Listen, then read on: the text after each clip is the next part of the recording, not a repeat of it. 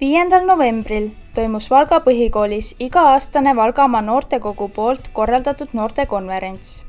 Kohal olid noored üle Valgamaa. Selle aasta teemaks oli ettevõtlus. Konverentsil olid kohal mitmed ettevõtjad, kes rääkisid noortele oma edulugudest kui ka ebaõnnestumistest. Meil oli täna 4 esinejat kohale sõitnud ekstra. Esimene oli Omari Loid, kes on juba väga noorelt oma firma asutanud. Teiseks Joosep Volk, kes on Tolm Stuudio looja ja praegune loovjuht. Kolmandaks Kätlin Tali brändist Uitpuit. Ja 4.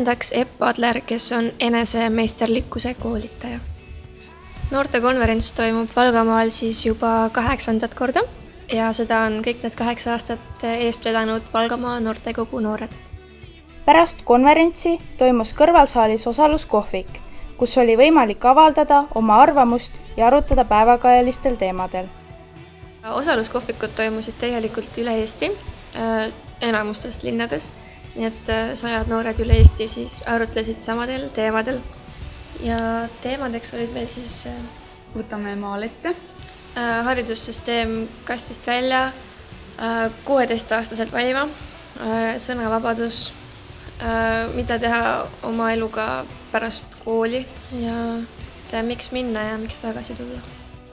Ma jäin väga rahule, sest et lauajuhid olid tasemel ja kõikidel olid teemad väga hästi ette valmistatud ja need läksid inimestele peale. Ja muidugi oli ka see väga hea, et noored julgesid oma arvamust avaldada.